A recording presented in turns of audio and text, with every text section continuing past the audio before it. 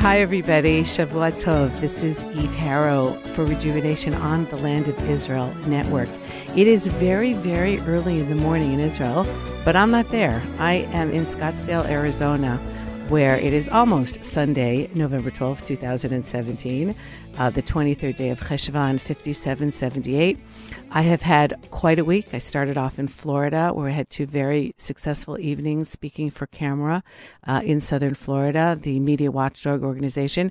Made my way west now to Arizona, to the Grand Canyon State, and had a beautiful Shabbat at Makor Synagogue. I spoke there on Friday night, Shabbat lunch, and a Sunday late morning, I will be at the JCC speaking to a greater community about Judea and Samaria, about 50 years since the Six-Day War, just getting it all out there and giving an opportunity to hear from people too, and to maybe express opinions that they don't usually hear. But of course, you find gems wherever you are.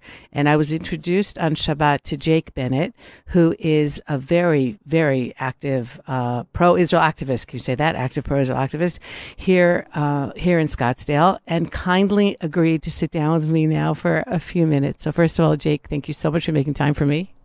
Hi, Eve. Thank you for coming to Scottsdale and Phoenix and sharing your story with our community. Well, it's a beautiful community. So tell me a little bit about you.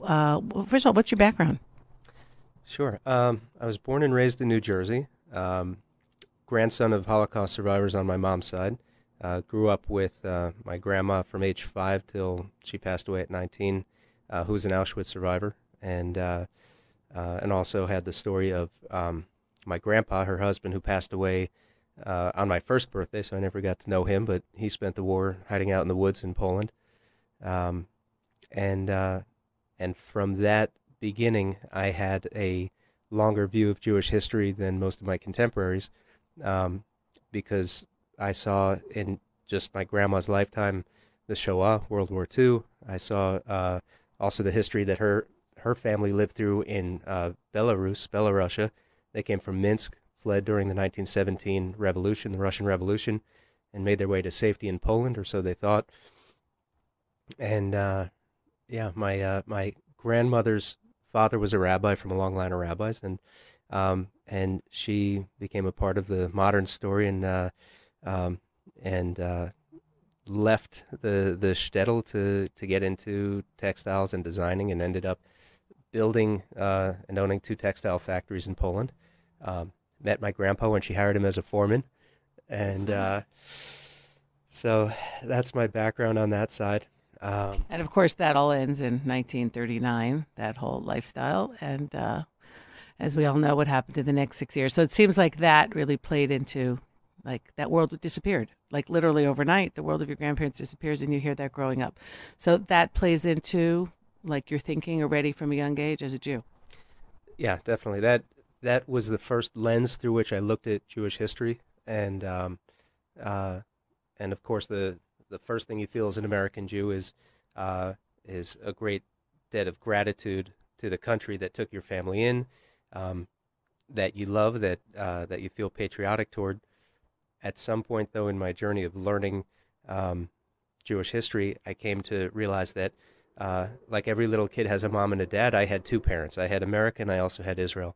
And I felt a love and connection to both, and my commitment to both has been one of the driving forces in my adult life. So you're more than just committed to Israel from afar. You actually served in the army. Yeah. So my first visit to Israel, I was 19. It was January break. I was at Amherst College, and it was sophomore year, and I went over on a youth trip. This is years before Birthright, this was 94, January of 94. And I knew I had wanted to do my junior year abroad over there. My mom had done that at Hebrew U in 67, so I had it in my mind as something I wanted to do, and I took that first trip. I had done a History of Israel class at Amherst College by an amazing professor, Professor Gordy Levin, if you're out there listening. Great guy. And I found, as I read through the history of modern Zionism from the 1880s through the founding of the state, that the various various levels of Zionism, the different angles or approaches to Zionism, and there were some who were religious, and some who were all about just nationalism, and some who were about Jewish labor and having a place where Jews could own land and work the land and redeem our national spirit by getting to the soil where, in Europe historically, or through the Middle Ages and into the modern period, there were limitations on Jewish land ownership. But all of these pieces resonated with me very strongly. So I found a new sense of. I had always been committed to the Jewish people growing up. I felt that that after the Holocaust, that we had to be committed to our people, to our people's future and building that future. But Israel hadn't been a big piece of that up until that point. So I went junior year, and after college, worked for a year. Had to save up some money and get things lined up, and I made Aliyah, got citizenship, did the army, spent 3 years in Golani. I was a combat soldier, sniper in a special operations unit in Golani, called Sayer de Goz, and got to know the country very well. Okay. And now you're here in Arizona. I know you said to me today, yeah, well, I came to the States and I met a girl, and then and there we went. So here you are, married and a couple kids. But this love for Israel is still propelling you, even deep here in the United States. So, what are you doing these days? Sure. So, well, here in Arizona, I'm involved in several facets, but really I started to get involved from the States. I went to New York for business school. I was at Columbia, and afterwards got involved in the American Jewish Committee and Global Roundtable of B'nai B'rith, and also the National Security Roundtable. And all of these were dealing with the place of Israel in international relations, which was something that I felt very passionate about. And then I found also a group called Dor Hadash, which today has been subsumed into the Israeli-American Council, whose goal wasn't so much dealing with the international relations aspect, but with Israeli culture and creating an outlet for Israeli culture in the States and bridging the gap between Israelis and Jewish Americans who hadn't spent time there or didn't know it. And they just had a conference last weekend, right? The Israel-America Committee. Yeah, Israeli-American Council. And I was in D.C. for that. I did the Gvanim program here last year, which is a leadership program, and the IAC here in Phoenix is active, does a lot of great stuff. From Shishi Shabbat, they do Friday night dinners. They have a program called Etanim for high school kids where they're learning how to build a business plan and bringing the startup nation aspect of Israeli entrepreneurship and ingenuity to high school kids here in Phoenix. Also, there's the Keshet program. They do Hebrew reading and literacy for little kids, and there's also so most of IAC is about that cultural aspect and bridging that gap and creating a cultural outlet for Israeli Americans here. A lot of whom have American spouses, and that's why they're here. Is they end up getting rooted here, but also they want to give their culture that they grew up with to their kids. Their kids are, they might be in a Jewish school here, might be learning some Hebrew, but they want to give them more than that. The Israeli Scouts also, it's the Israeli version of Boy Scouts and Girl Scouts, but co-ed, also does great work.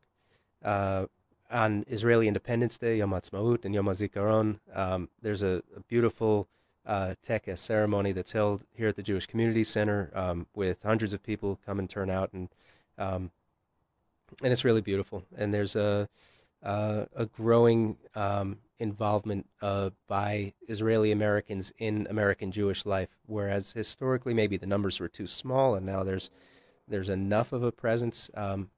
But it's becoming a felt presence.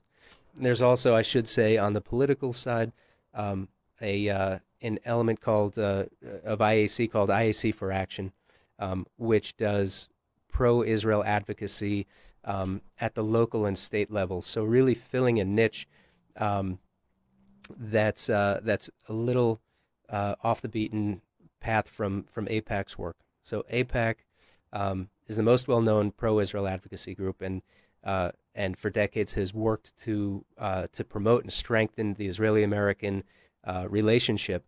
But it generally works at the congressional level, at the federal level, Congress and Senate at the federal level. IAC is getting involved in conversations with state legislatures.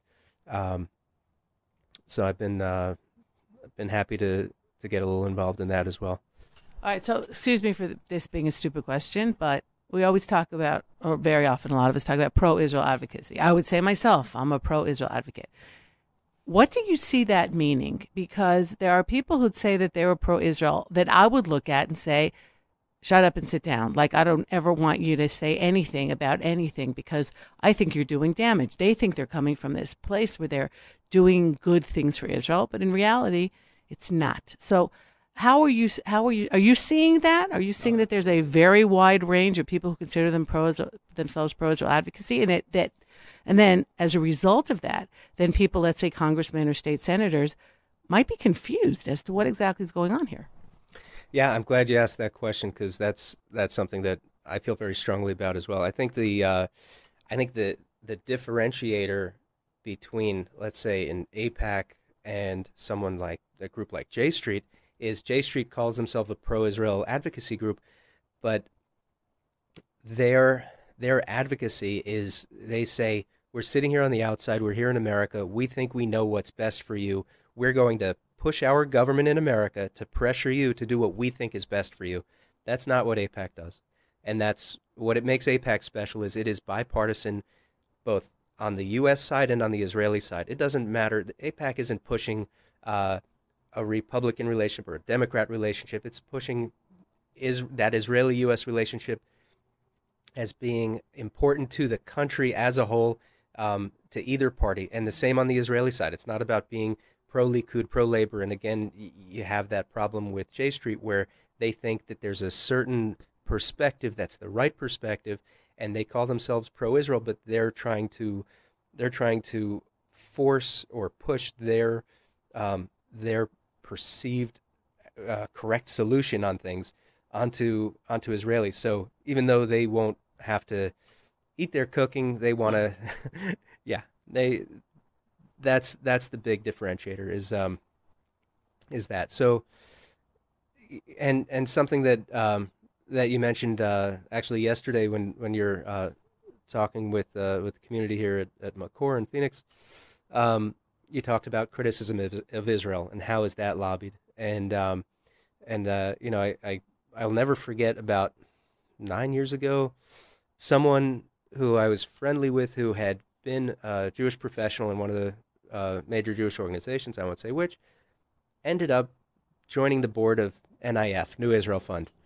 And and at the time, I didn't know anything about New Israel Fund. She said, we're doing a fundraiser. Will you donate something? And I was manufacturing eyewear, and I said, yeah, New Israel Fund, sure, if you like it, good. Here's some glasses, add it to your raffle, okay. The next year, she came and said, could you do it again? That was great. That was helpful. Thanks. I said, okay, yeah, I'm going to come this time. I'm in town. So I go to the thing, and I pick up the brochure, and I see this horror show of a depiction of Israel. It takes every element of society and talks about how they are so discriminated against, and it was this, and then I learned what NIF was really about. Mm-hmm. It's not about promoting Israel and helping Israel and building Israel. It's about tearing it apart. I was actually regional director for the Anti-Defamation League for Arizona a couple years back, and I also won't forget a certain member of a committee came in and sat down, and she was active in women's issues, and we're about to start a committee meeting, and she says, oh yeah, Israel is has a horrible problem with domestic abuse. I'm thinking, you're in the office of the Anti-Defamation League and you're defaming Israel. Can you please this is what went through my mind, and I've learned after this to speak up when I hear it, but to say, you're saying that there's a problem. Well, if there's one person, if there's one partner in a household who's getting abused, that's a problem of domestic abuse. But if you're going to say Israel has a problem with domestic abuse, let's see the statistics compared to, let's say, America, Canada, England, France, or the Arab world. But let's even take the Western world, which is, I think, more in line with the standards we hold ourselves to. And I know that that Israel, in terms of domestic violence and violent crime in general, is much lower than all of these countries. So how does a person come down and say this in public? And now everyone, and this is one of Israel's biggest problems, is the defamers of Israel, the defamation of Israel, the slander of Israel. And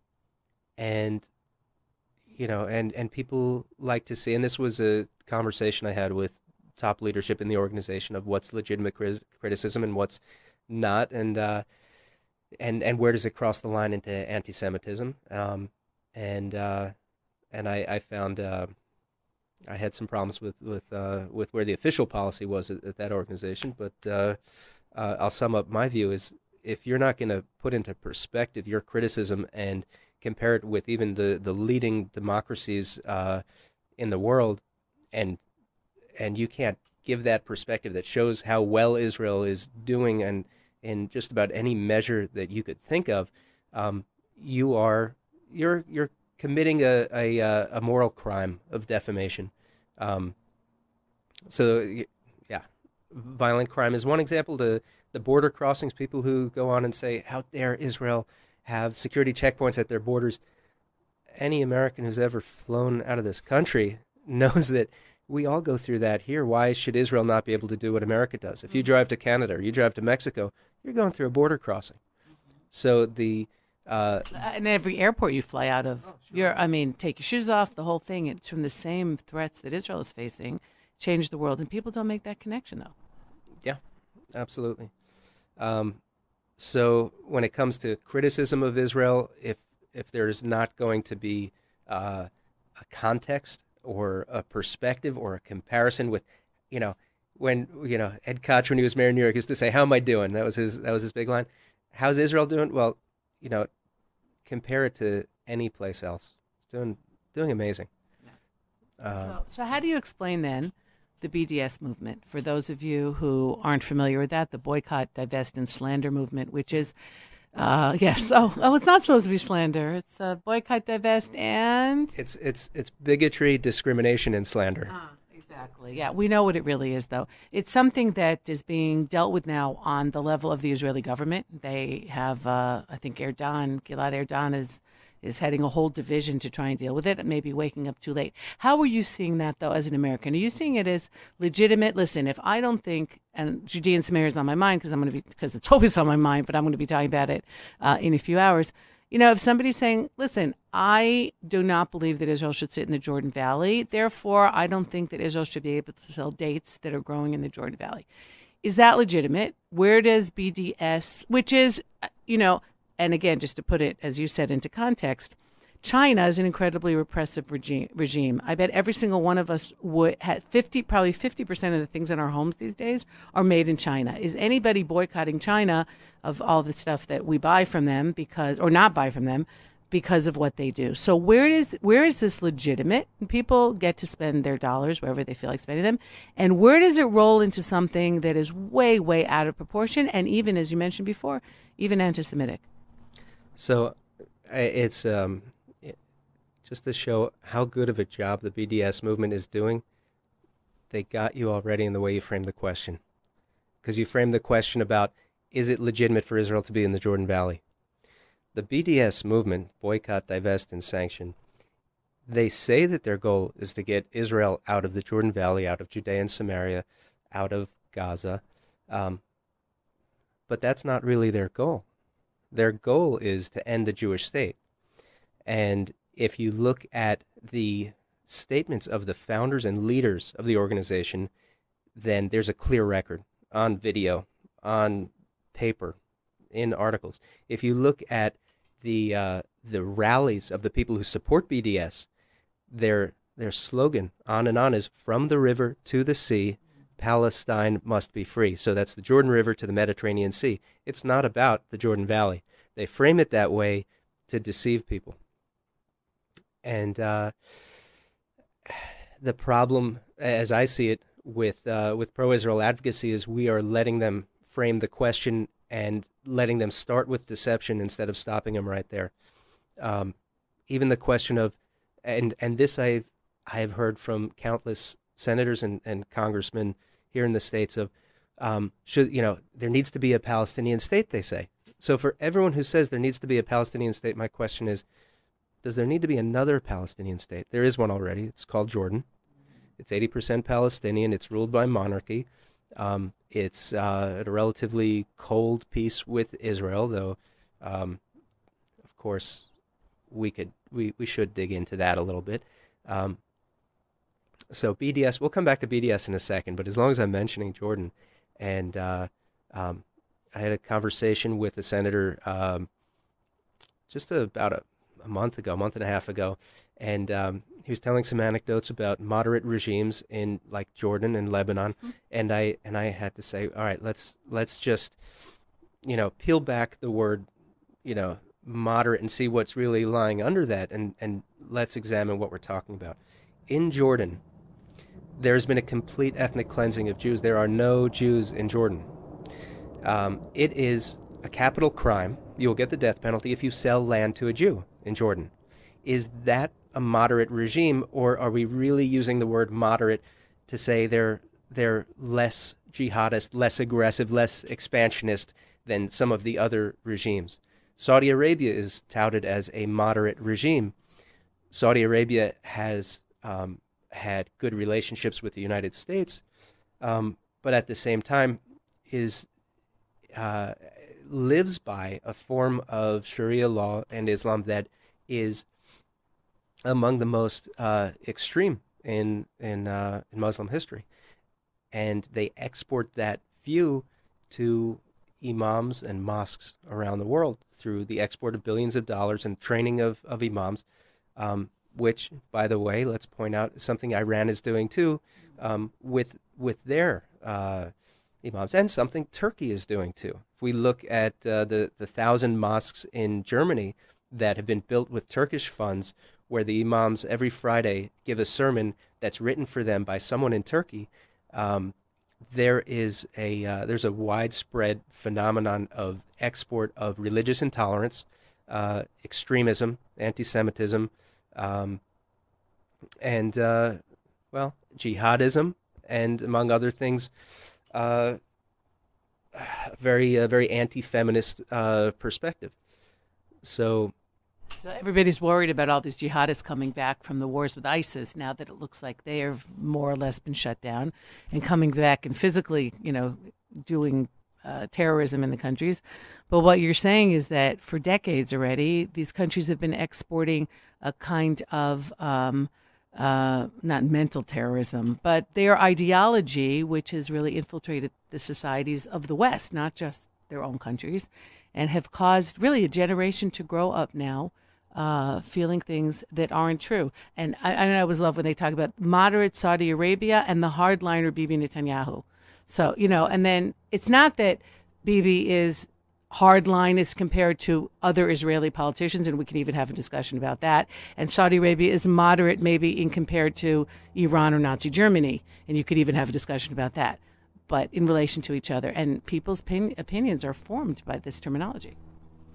Yeah, it's true, and this is one of the mistakes of framing. And when it comes to the great concern over terrorists and terrorism, I think that's the tip of the iceberg, and a lot of people are missing the boat, because terrorism comes from extremist ideology. It's like the concept of the pyramid of hate, which starts with some prejudice and then goes to institutionalized prejudice and then hatred, and then you get to dehumanization of the other and demonization of the other, and then you get to violence.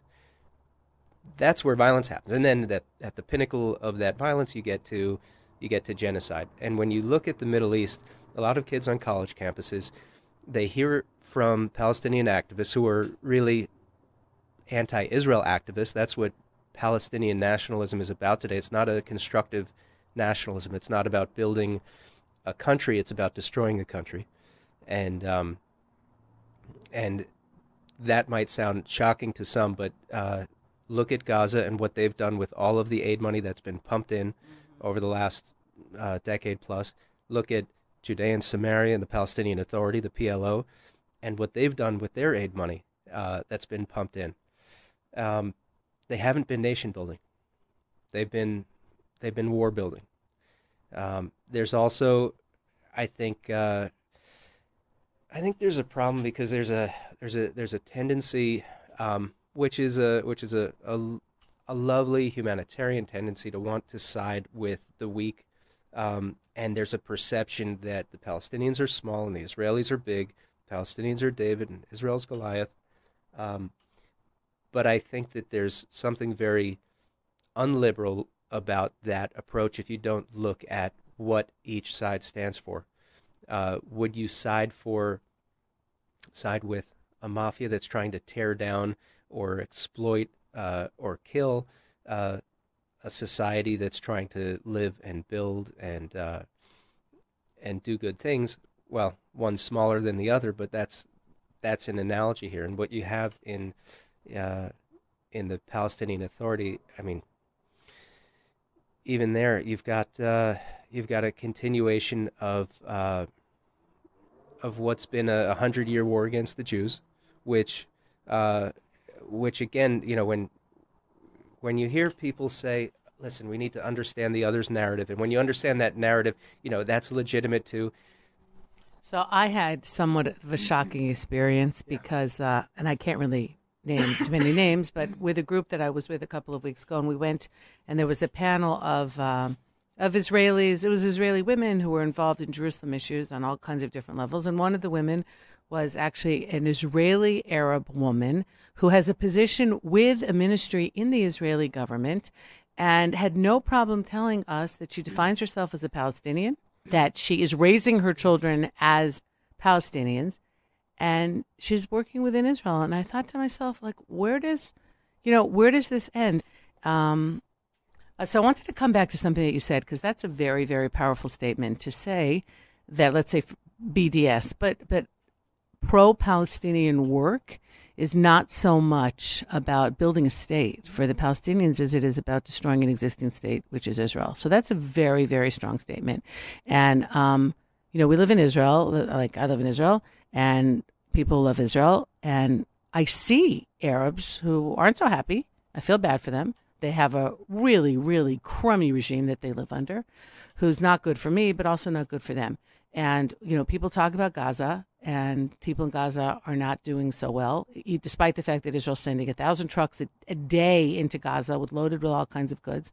But they have a crummy regime. I think this is an issue that is not just facing Israel, it's facing people around the world. What do we do with a little guy who's suffering when you have to get through their leadership that doesn't care about their own people? So on the one hand, as human beings, we want people to be happy. I mean, I am convinced that most of the Iranian people are not bad people. All right, they're being led right now by a very, very ugly regime. But from people that I know who know Iran, who lived there for a long time, most of those people are very westernized and would be okay. So what do we do as Westerners who are living in countries where we are free to say what we want, who are free to elect our officials? We might not be thrilled about them, but we're free to elect them, to try and be able to help the good people around the world, yet not aid and abet their own leadership that's getting in the way of all of this? And this is a really huge question. I don't know if you have an answer for this. I assume you've given it more than a little bit of thought. Yeah, I think I would approach that very complex question from a few different angles. First of all, for those like J Street supporters or even more extreme Jewish Voices for Peace and Students for Justice in Palestine who say they're concerned about Palestinians, if they're really concerned about Palestinians, about those individuals, and if it's not just an obsession about the state of Israel, then I ask those people, what are you doing for the Palestinians who are living in Lebanon, in Syria, in Saudi Arabia, in Iraq, in all those places where they have second tier status politically, economically, where they're barred from certain professions, from being doctors, from being lawyers, from being accountants. Do you really care about Palestinians, or are you obsessed with Israel? When Natan Sharansky framed the modern his definition of modern anti-Semitism, the 3Ds, I think it's 3Ds and an O. So it's delegitimization of Israel, dehumanization, double standards, but it's also obsession. That's a mark of anti-Semitism today. And there are people who will say they're not anti-Semitic. They say they're not anti-Israel. They say they just care about the Palestinians, but are they looking at Palestinians anywhere else, or are they just concerned with Palestinian national rights in the land of Israel? Now I'll ask those same people, do you apply the same standards when you look at Jewish national rights in the land of Israel? Now, in the state of Israel, within the ceasefire lines of 48, 20% of the population are Palestinian. They have equal rights. They have advantages in the form of affirmative action in getting into university. Lower test scores are required. Greater amounts of financial aid are given. They're rising in the ranks. They're doctors in hospitals. They are serving in the military. They are even on the Supreme Court. Even when an Israeli president was being tried for corruption, the leading judge in the 3-judge panel was an Arab Israeli. So for those who say Israel is an apartheid state, I say you really don't know Israel. And in many cases, they've never been there. But I challenge them again. I say, would you apply those same standards that you apply to Israel, where you're getting it all wrong, and look at what's going on in the Palestinian Authority? Because the criticism that comes at Israel and the slanders and the accusations are, in general, an inversion where they're accusing Israel of what the Palestinians are actually striving for. So the boycott, divestment, sanctions movement is not a movement for coexistence. If you look at mission by mission what they have tackled and tried to get to, they've tried to break up cooperation between Israeli and Palestinian academics. They have broken up joint film festivals between Israelis and Palestinians. Are they really striving for peace? No, they are fighting a war against Israel. By the choices that they make, it's clear that they are using boycott as an extension of a war that they've failed in the physical form. So going to 48, let's look at the Nakba, what they call the Nakba. The catastrophe, right? The catastrophe of the Palestinians. They say their catastrophe was that 600,000 Palestinians were displaced in Israel's War of Independence. And for any person who says that they are a liberal, who says, I side with the Palestinians on this, I have to ask them, well, hey, listen, would you side with the Germans on their catastrophe in World War II? Because they lost many millions of soldiers in their war. And really, it's a good parallel, because they were trying to conquer Europe, exterminate the Jews. The Palestinians were trying to conquer the land of Israel, exterminate or drive out the Jews. And what's the proof of that? Look at that ceasefire line from 1948, what's commonly called the 67 borders. Even that is a misleading framing of the question, because they were never borders. They were never accepted by the Arab sides of the conflict. They said explicitly in writing and on the record, these are not borders. This is where we're going to continue the war next time, where you stopped us this time. But now look at those borders, and look east of those borders in Judea and Samaria, what's known commonly as the West Bank. What Jews were left there by the Jordanians? None. Zero. They were all driven out, because that was the goal in any land that they conquered. Look at Jerusalem. Not only were the Jews driven out, the synagogues were destroyed. This is for those who say, oh, it's about politics and it's not about anti-Semitism. Look, you could call it anti-Semitism, or you can call it religious intolerance, but you better call it one of those, because otherwise you're missing the boat. Mm-hmm. The war against Israel is happening because of Israel's identity as a Jewish state. And that's where those who say, oh, it's not anti-Semitism, it's politics, are missing the boat. If this were a Muslim regime, there would not be such a war against it. It is because of its identity as a Jewish regime. So there is, and this goes back to this goes way far back in Middle Eastern history, but you can see it in numerous examples. I don't even want to start listing them through the 20th century, where it was said clearly, we'll accept the Jews as second-class citizens of a Muslim country, but we will not accept a Jewish sovereign country. And the way that the Temple Mount, the Harabite, the place where the two Jewish temples stood in prior eras, the way that that's used politically through each stage of intifada over the last 15 years, and probably long before, but I've really been only actively following this really for 20 years. They use it as a symbol, as a call to action, because what it means to them is, look, Christianity subsumed Judaism. God was angry with the Jews, he moved on to the Christians. And then Muhammad came, and God was angry with the Christians, and he moved on to the Muslims. And that contract, that bond between the latest prophet, as they see it, is the binding one. And the others who live according to the books of the prior prophets, they can live as second-class citizens, but Islam has to expand. That's the viewpoint that is common among Shia and Sunni Muslims, and that's what's behind. So you're saying that the Palestinian national movement, for lack of a better phrase, is really an Islamic movement, just like things that we're seeing, let's say, in Saudi Arabia and in Iran?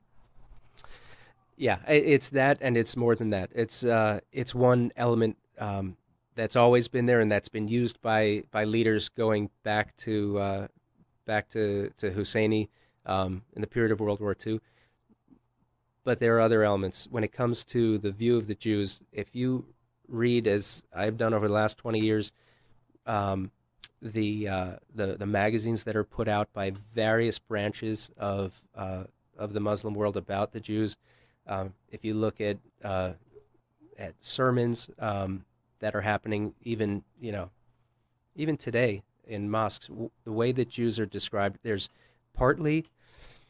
the religious war aspect, the jihad, which, again, look at the Middle East. If you want to see why there are 500,000 dead and 4 million displaced in Syria, it's not because they were Jewish. They're not. It's Sunnis versus Shias. It's religious intolerance of one strand versus another strand. Has nothing to do with Israel, exactly.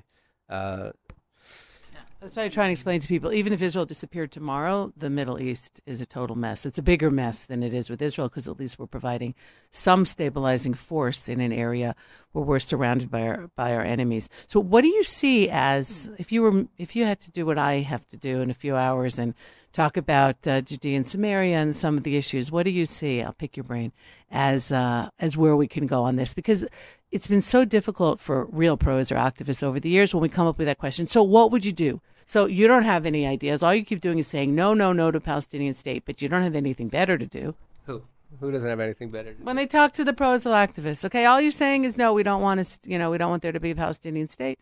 But you have a better idea. You have something that might actually, lead to coexistence, which clearly what's happening now doesn't, as you said so correctly right now. The BDS has done nothing but destroy any idea of coexistence in any realm that they can find. And SodaStream is the famous story, of course, of closing up a factory where Jews and Arabs are working together, and the Arabs lost their jobs. So what do you see as like an idea? I've interviewed Mordechai Kedar. I've interviewed some other people. What's Jake Bennett's idea for how to solve this problem? Okay, so first, it's the opposite of BDS. It's not boycott, divest, and sanction. If you want people to learn to live together, you have to invest, not divest. You have to promote coexistence and cooperation. That's the opposite of what BDS stands for. That would be the beginning. Also, you need to stop what is really an ugly form of racism from the left towards the Arabs, where they say, we don't demand from you the same standards we demand from ourselves. That is an ugly form of racism. They say, okay, well, the Palestinians say the first step towards a peace with Israel is all the Jews have to leave our area. And you see Europeans standing up clapping, yes, yes, good, good. And then they denounce Israel for allowing Jews to live in the land that had been cleansed of Jews in 48. Why are you supporting what was a policy of ethnic cleansing and dispossession of Jews? also, I'm going to take a step back about 2 minutes back before the religious element is one piece of the war against the Jews. And it's always there even when it's not the driving force, because religion is what identifies the parties on either side of the conflict. So even those who aren't religious Muslims who want to drive the Jews out, they're identifying the enemy based on their religious identity or origin, or pan-Arabism, if you will, like a tribal identity, not necessarily having to do with Allah. Would you say it that way? Yeah, but now the other element outside of religion is racism, for one, and dehumanization. So when you go back to the early history of the Palestinian movement, and you go back even to Hassan al-Banna and the Muslim Brotherhood movement, back in, let's see, in 29 they had, what was it, 200,000 followers? No, 20,000 followers. 10 years later, they were getting money pumped in by Germany to promote their vision, and they expanded tenfold. By 1948, again, a massive expansion, and there was not just a funding and a financial injection into the Muslim Brotherhood movement and the Palestinian national movement. There was also an ideological infusion, and it was showing Jews as subhuman, as evil caricatures, demonic, as cockroaches, as vermin, as bloodsuckers, and you see this if you look back over the last now 80 years of political cartoons out of the Arab world. You see this parallel to the Der Stürmer cartoons, and there was actual involvement and cooperation from Nazi propagandists with Muslim Brotherhood and Palestinian nationalist propagandists in how Israel was portrayed. And I've traveled to Egypt, I've traveled to Jordan. I look at the covers of books as I'm walking past a book sale, and I see these same cartoons that we've seen for so long. So here's another piece where BDS should be scaring liberals away, but it doesn't. Is they accuse Israel of racism against Arabs, but there's an argument underlying BDS that says Jews are Europeans. They're not from here. They don't belong here. So on the basis of race, on the basis of racism, they're saying Jews need to go. And then they call it colonialism and say, oh, it's because we're anti-colonialist. But again, I challenge anybody to look at where Jews lived over the last 2,000 years and where Jews lived in 1948 when Israel was founded, and who comprises the population of Israel today. It's half from Europe, yes, and it's half from the Arab world, because there are almost no Jews left in the Arab world. There was almost a complete, about 950,000 Jews in 1948 lived in the 22 Arab countries, and that's down to about 5,000 today. So when they want to figure out who's David and who's Goliath, Israel comprises 1/800th. That is 1/8 of 1% of the landmass of the 22 Arab countries around it. And I'm not even counting the various other Muslim countries like Iran, which is, for those on the listening to the show, Iran is Muslim but not Arab. It's Persian by ethnicity, so is Muslim but right, not Arab. exactly. Right. So how do you explain then how Jews have gotten involved in very large numbers with movements that are going, that if they get to do what they want to do, are going to destroy the one Jewish country that we have in the world? And this is the question I get asked all the time, but there's Jews involved, and there's a lot of Jews involved. I'd say the number one explainer of it, and this will offend any J Street people listening, but I don't think they're listening, is ignorance.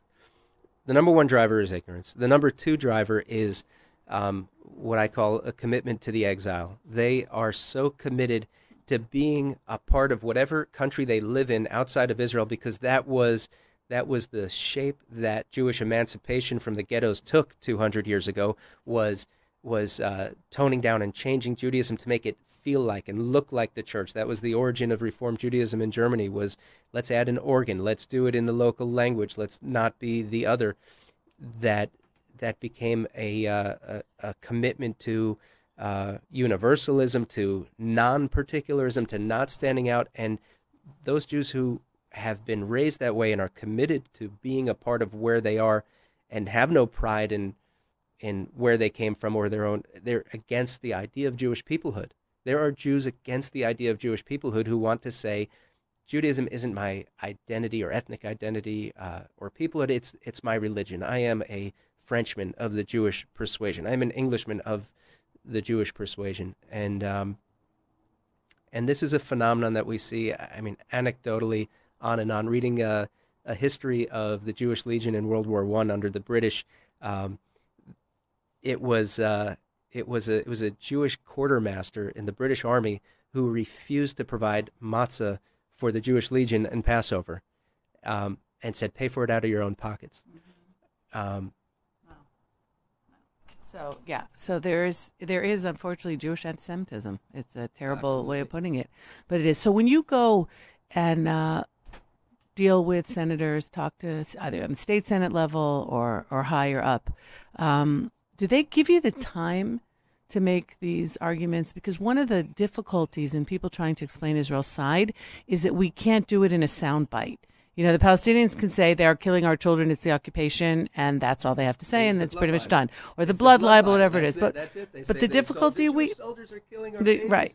But the problem that we have is we've got to go to Balfour Declaration and San Remo Conference, and I'm not even talking about head down the Bible road, which, you know, for a lot of people. By the way, I got to point out when you mentioned that they're killing our children, that's that inversion again. They keep doing this inversion. The Nakba, they say the Jews expelled us. They were trying to expel the Jews, and the Jews. And we won the war. Oops, sorry. Won the war. Yeah, exactly. Let's see the European Union apologize for winning against the Nazis before they criticize Israel for defending itself and surviving.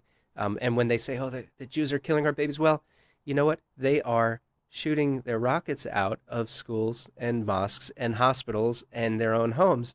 They're killing their own babies. And I can tell you, as a soldier in the Israeli army, I can't think of a time when I saw a Palestinian shooter, let's say a guerrilla fighter, shooting at whatever, who wasn't hiding behind civilians.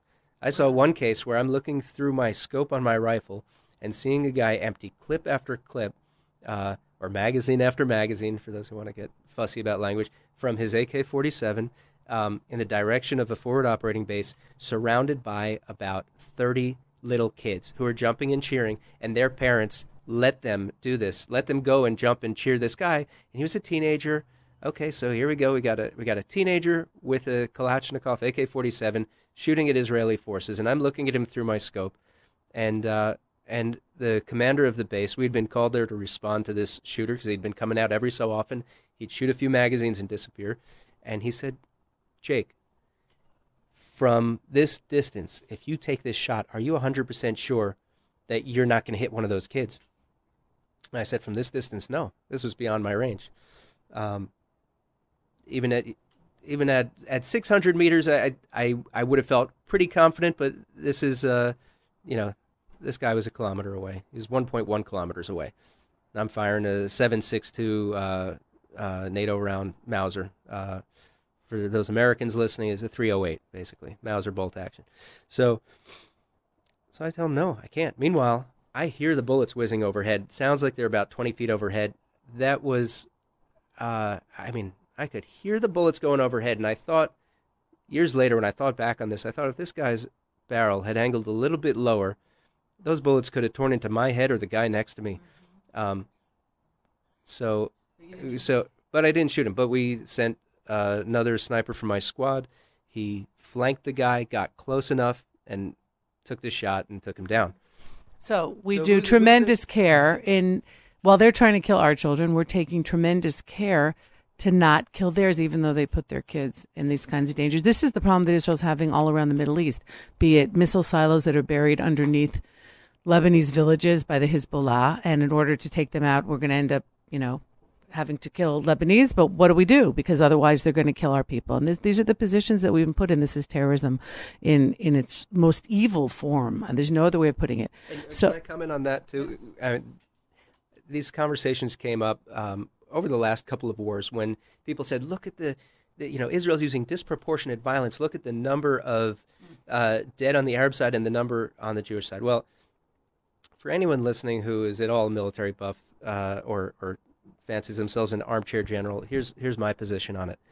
If someone's shooting at my country or my people, my job is to stop them from shooting, however many I have to kill. And if I have to kill 50,000 who are shooting at my population, I'm going to kill 50,000. And if I can limit or reduce the number dead on my side down to 0, I'd say I've done a good job. The lower dead are on my side, that's my job. I don't want to lose a soldier. I don't want to lose a civilian. So you're saying things flipped here. That Israel's got to apologize for the fact that we didn't have as many killed because the Israeli army was more successful at protecting people in a defensive war, because we didn't even want this to begin with. Yeah. And let's also say, to those who are hostile to Israel, Israel's spending its money building missile defense shields.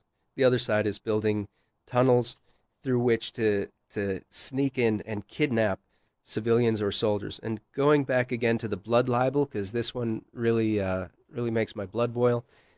There, in a matter of speaking, yeah. When the other side has a guy with a knife go and kill a child, a little girl, a woman, etc., and then they name a school after him. So who's killing whose kids, right? It's really, Israel has no interest in killing anyone's kids. Israel doesn't want to kill anyone's kids. But the other side that's accusing us of that is at the same time doing that and trying to do that and celebrating that. And when I was in the army, in Israel so many years ago, 15 years ago, I thought, and this was during the Second Intifada, I thought this was a death cult. I thought the Palestinians were just living in this death cult where they wanted to celebrate martyrs and celebrate the death of Jews. But I've learned it's not as simple as a death cult. There's also there's been a successful move by their own leadership to brainwash their kids into thinking that when they kill a Jew, whether it's a beautiful 12-year-old girl or a pregnant mom in her kitchen or whatever, that they are fighting the devil, that they are fighting demons. They have been brainwashed so dramatically. And when we go back and look at the Oslo Accords and people say, how come Israel hasn't given you a state yet? Well, one of the first things the Arabs were supposed to do on their side was stop demonizing and brainwashing and calling for war, the incitement, and it's never stopped.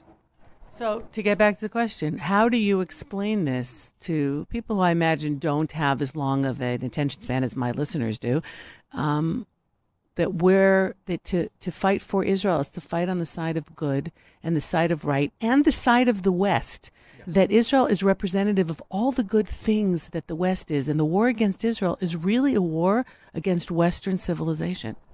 Thank you for reminding me of the question, because I forgot the original question. We got off on a tangent. For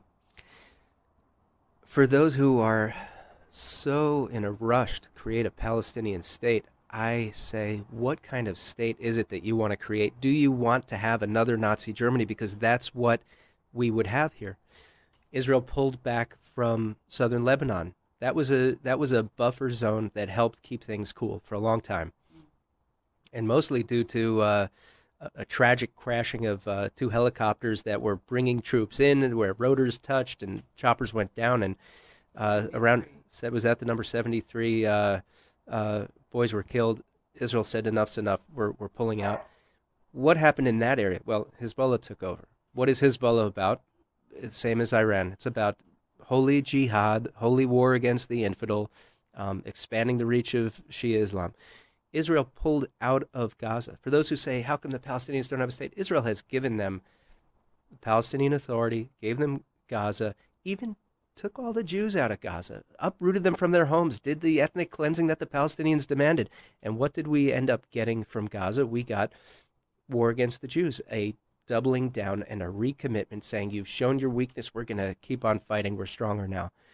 So for those who say they want a Palestinian state, do you want a Nazi Palestinian state? Because that is what the Palestinian leadership will build. A kleptocracy Nazi Palestinian state. I don't want that. So the big question is how to help the little decent people, of which I know that there are many, when inevitably, and it's happening all around the Arab world, the leadership, when they don't care about their own people, yet we're somehow supposed to care about their own people more than they do, and somehow find our way through here. It's not just Israel's problem, it's the West's problem. And how do we, is there any solution here for what's going on? Is the Middle East just going to have to like fight itself out with Israel just, securing its borders and riding it out until they, meaning the greater Islamic world, figure out what it is that they want to do, have some kind of reformation? What do you see, what do you see here in the short term? And again, so what advice or what can you give to some of the politicians that you deal with who are coming in not really aware of the situation, wanting the best, obviously, for America, and wanting the best for the world? Where do you just say, like, guys, there's just nothing we can do? Nobody wants to hear that. Well, I think the first thing you need to do is take the wool off of your own eyes, and for all those who are practicing willful blindness and calling Mahmoud Abbas a moderate and his regime a moderate and the PLO a moderate, for those who refer constantly to the Palestinian Authority, I remind them Palestinian Authority is the PLO. It is Fatah. It is a terrorist organization. It is an organization that since the days of Oslo, from immediately after Oslo was signed, has said that this was stage one towards the destruction of Israel. So I understand if the government of Israel says this is our best bet and who we can work with to help keep relative quiet here, and that's the choice they make, fine. But for American politicians, I say if you want to support Israel in helping to fund the PLO and the Palestinian Authority to keep quiet over there, because you support that U.S.-Israel relationship, fine. But let's at least, call it what it is. The PLO, the Palestinian Authority, is a terrorist organization. They are paying people, they're paying the families of people who were, quote-unquote, martyred, killing Jews, and naming places after them and celebrating them. That is terrorism. So whether they're planning the operations or just rewarding people who plan it on their own, let's not hide behind calling every knife stabber a lone wolf when he knows that his family is going to get compensated in perpetuity for the acts that he's done. So are they listening? Are the politicians here listening to you? I think yes. When is the effect going to happen? I'm not, I speak to those who come through Arizona, and we have our parlor meetings, we have our conversations. There's frank exchange of ideas. When's the change going to happen? I think partly it's going to take Israel doing it. When the government of Israel says enough's enough, I'm going to call the PLO for what it is and demand the same from them that we demand of ourselves. That's when you'll start moving towards peace. So to some degree, the Israeli government is making it harder for people like you, for pro-Israel people outside of Israel, to do what you need to do because we're going to be more Catholic than the Pope? And this is something that I've come up with. At least, okay, I'll speak for myself. I've come up against with that. I'm not going to frame anything as they're making it harder for me.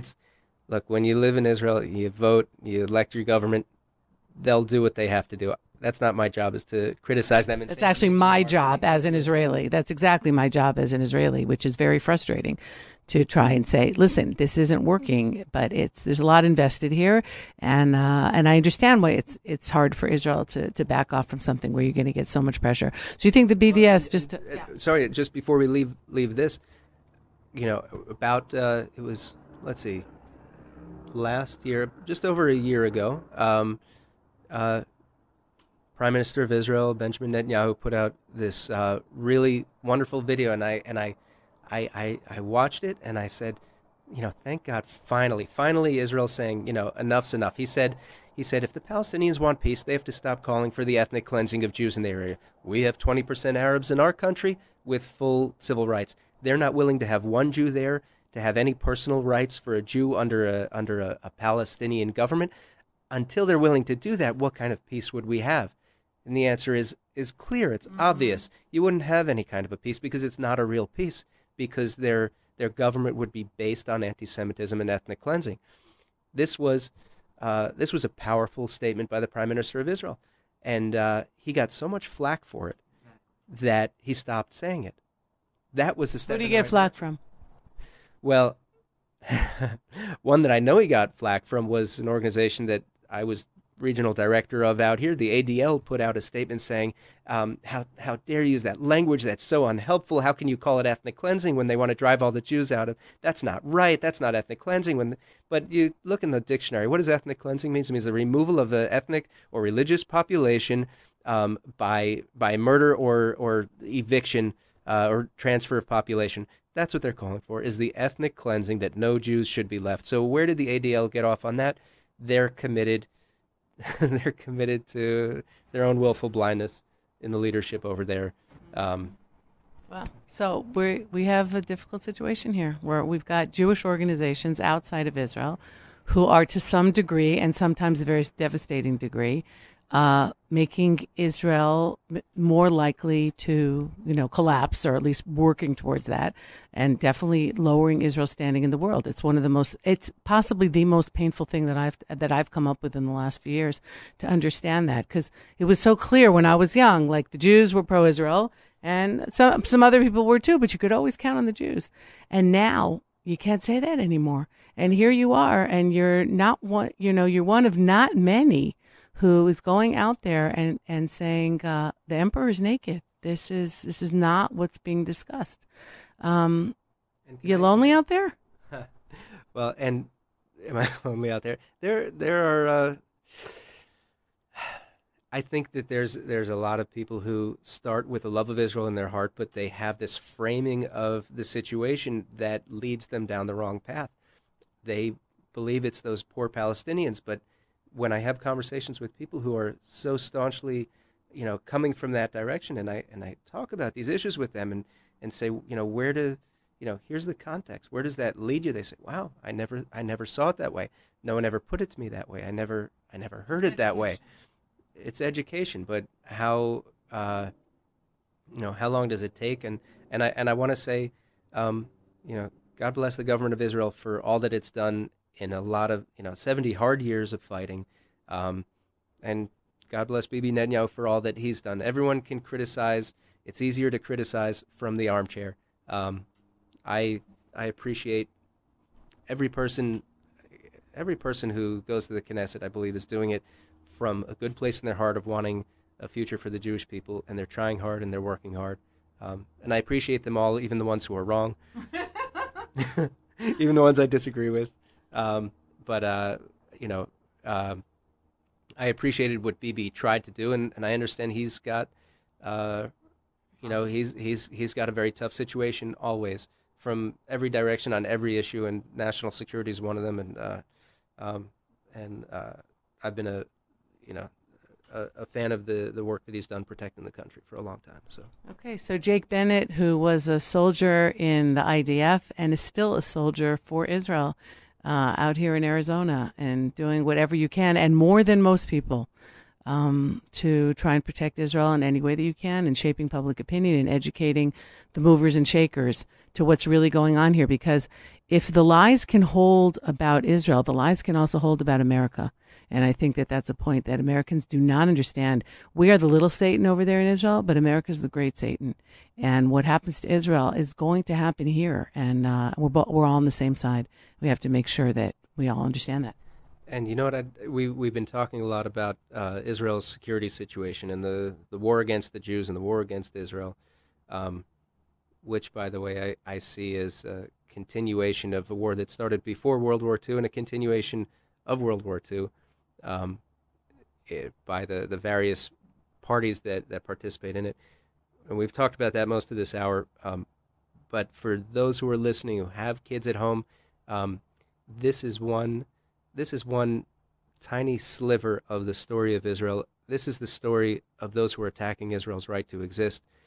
But the glory of Israel is inside Israel, and teach your kids to know Israel outside of the context of the war against Israel, because there's a beautiful country there with a beautiful people, culture, civilization, language, arts, humanities, philanthropy, not to mention medicine and science and all these other things. It's an amazing place. So teach your kids the beautiful part of Israel. Hopefully teach them that for a long, long time before they ever get exposed to the ugliness of the bigotry and anti-Semitism that is the war against Israel and the war against the Jews. And then when they see it, they'll be able to recognize it for the lie that it is. Thank you so much, Jake Bennett. Eve Harrow from Arizona, where it happens to be beautiful, I must admit. This is, God made a beautiful world, and this is totally a part of it. So take care, everybody. Have a great week. Shavua Tov, and I'll be back in a few days from, I don't even know yet. Take care, everybody. Thanks to Ben.